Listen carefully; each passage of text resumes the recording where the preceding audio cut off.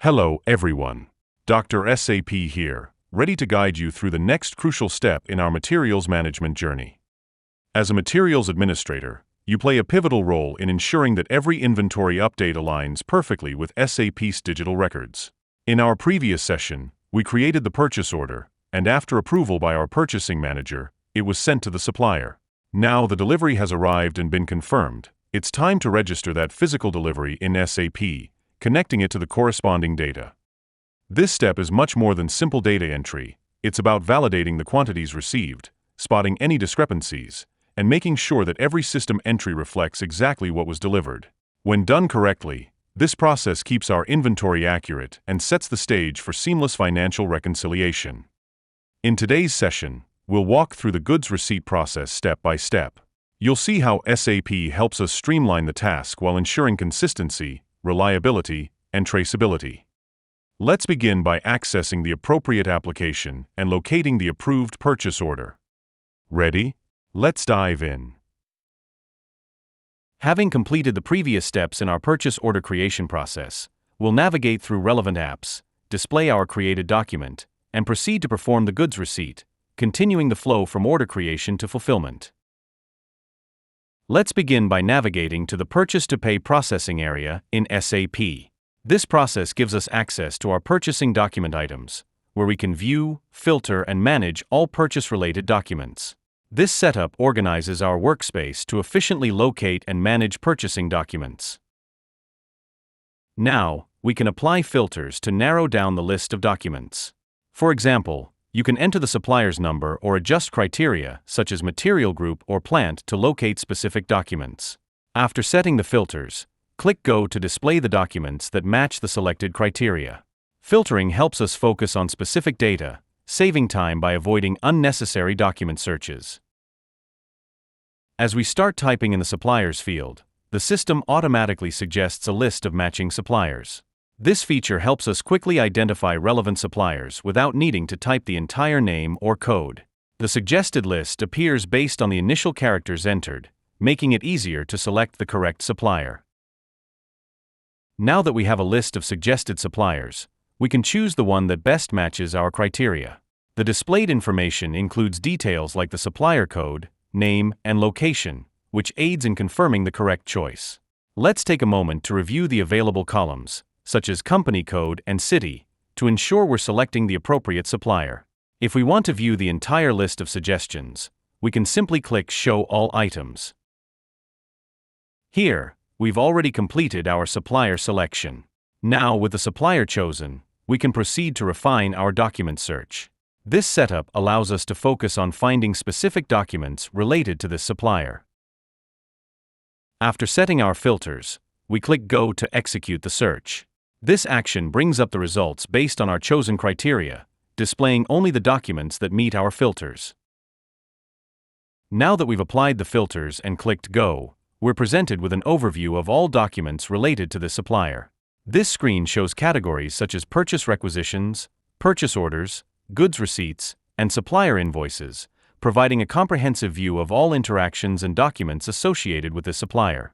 Each tab gives us quick access to specific document types, following the purchasing flow and making it easier to locate the information we need. In this screen, we see the Purchase Order Items tab, which displays the purchase orders we created in the previous session.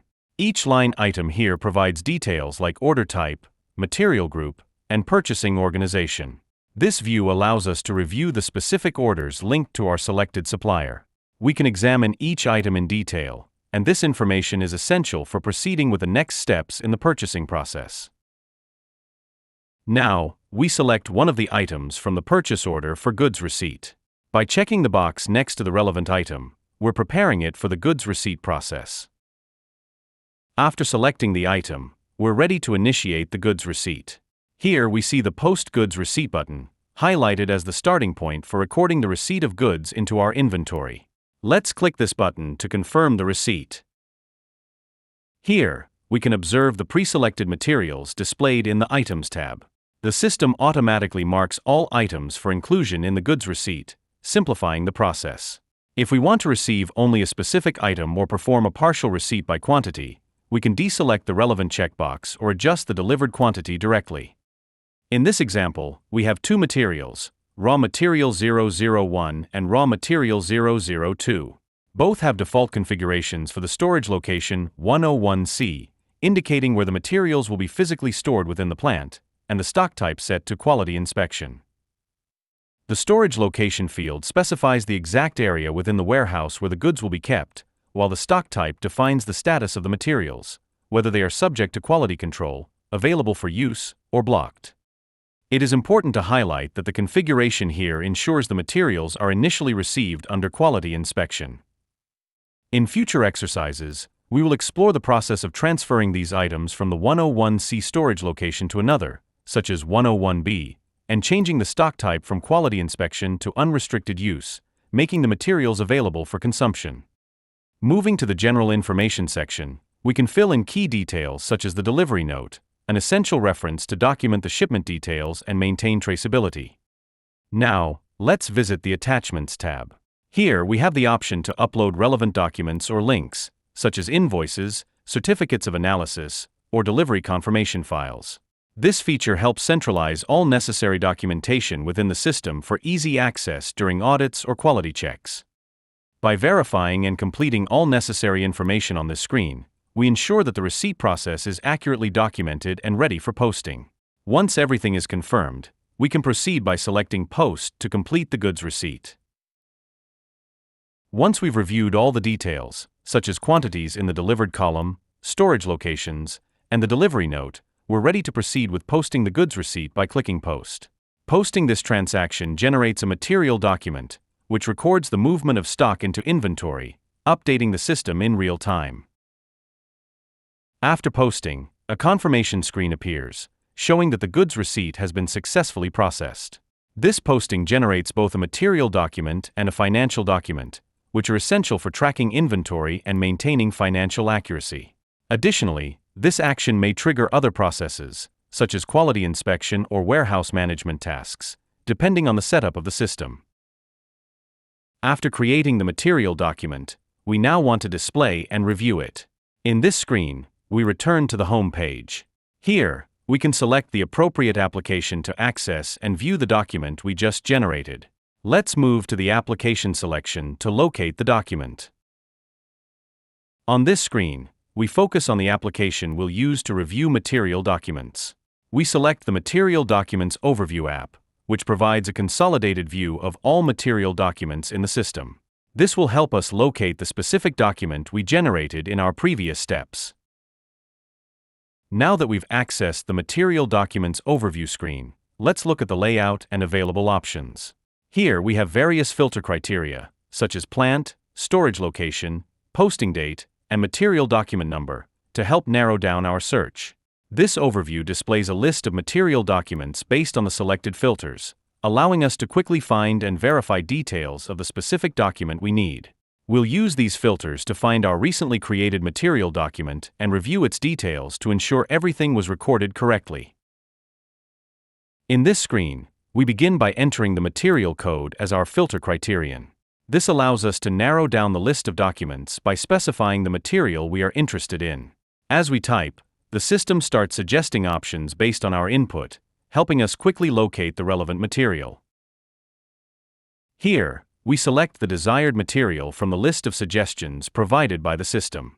This selection refines our search, focusing only on documents associated with the chosen material. This step ensures that we're targeting the correct entries for our review.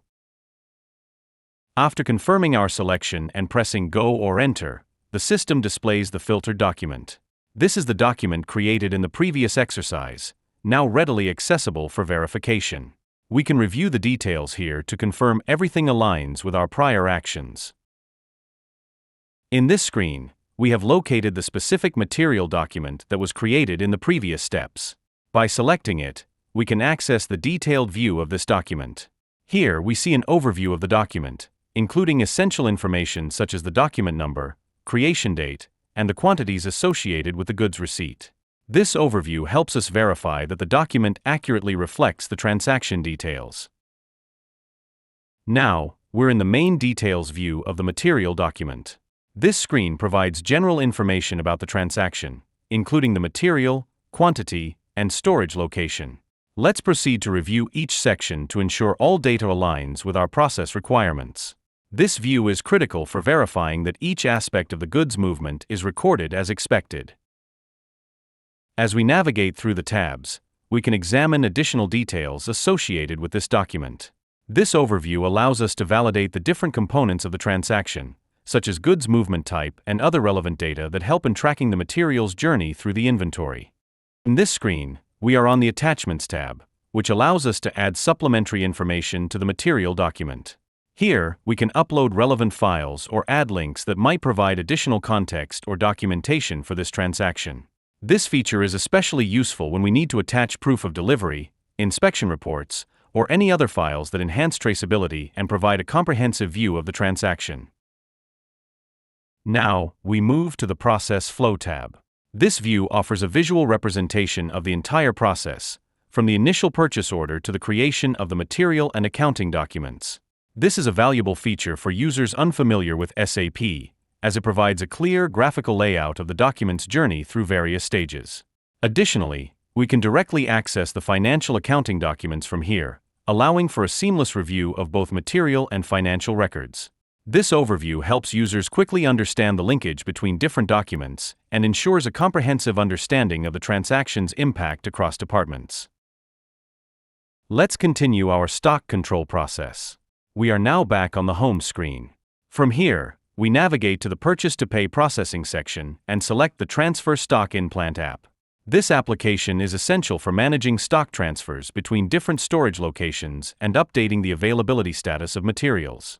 Once we open the app, we arrive at the main transfer screen. Now, let's take a closer look at the current stock details. We begin by entering the material code. I'll type RAW001. As soon as I start typing, the system suggests matching materials that correspond to the input. This feature makes the selection process faster and reduces the chances of mistakes. We select RAW001 from the list. With the material selected, we can now view its stock information. At this stage, the screen displays comprehensive details about the selected material, including unrestricted use stock, blocked stock, and stock in quality inspection. In this example, we can see that the material RAW001 has 100 pieces currently in quality inspection, stored in location 101C. Our objective is to transfer this stock from the quality inspection storage location to a new location, 101B, where it will be available for production. To begin the transfer, we first select the stock in location 101C under the quality inspection status. Once selected, the system highlights the cell and displays the available storage locations for the transfer. This visual cue helps us confirm that the correct stock item has been selected. Next, we choose the unrestricted use stock option in location 101B. When we select this option, a new window opens, allowing us to fill in the transfer details. We define the issuing storage location as 101C, which is where the stock is currently held, and the receiving storage location as 101B, where the stock will be transferred. We also confirm the posting date. Here, the date is set as January 15, 2025, indicating when the transfer will be officially recorded in the system. After verifying all the details, we click Post to complete the transfer. The system processes the transaction and provides confirmation that the stock has been successfully moved from the quality inspection location 101C to the unrestricted use storage location 101B. Let's continue our stock control process with the next material. On the main screen of the Transfer Stock In-Plant app, we enter the material code RAW002. As I start typing, the system suggests the matching material. There it is. We select RAW002 from the list. Now, we can see the stock information for RAW002. Let's review it quickly. We have the storage locations displayed, along with their corresponding stock levels. Just like before, our goal is to transfer the stock from the quality inspection location 101C to the unrestricted use location 101B. First, we select the stock in location 101C under quality inspection. Notice how the system highlights the cell and shows us the available transfer options. We choose the unrestricted use stock option for location 101B. The transfer window appears. Now it's time to fill in the details.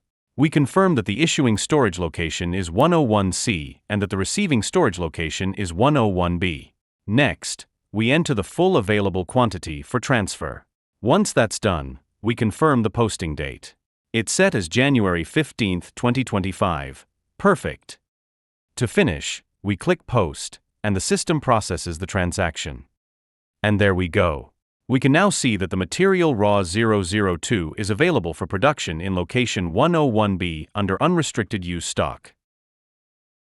Hello everyone, Dr. SAP here to recap our journey through the purchase-to-pay process. Let's review each key step and see how it all ties together in SAP. First, we began by creating the purchase order. This document is the foundation of our procurement workflow, outlining the items, quantities, and terms agreed upon with our supplier. Once the purchase order was created, we reviewed and confirmed all details to ensure accuracy from the outset. Next, we proceeded to the goods receipt. In this phase, we confirmed that the items ordered were received as expected. By recording the goods receipt, we updated our inventory records, making the items available for use and ensuring an accurate count in our system. With the goods receipt completed, the system generated both material and accounting documents. These records are essential for inventory tracking and maintaining financial transparency, as they link the physical receipt of goods to our financial records. Then, we explored the process flow feature. This tool allowed us to view each step in the journey, from purchase order creation to goods receipt, providing a clear visual overview of the entire process. This made it easier to trace each document and ensure consistency across departments. Finally, we accessed the Transfer Stock in Plant app, where we performed a stock transfer within the plant. By executing this step, we moved materials between storage locations, reinforcing our understanding of how SAP supports internal stock transfers for flexible inventory management. And that's a wrap. You now have a solid understanding of the purchase-to-pay process, including purchase orders, goods receipt, stock transfers, and how the system records and visualizes each step. Keep practicing, and soon you'll be navigating SAP like a pro.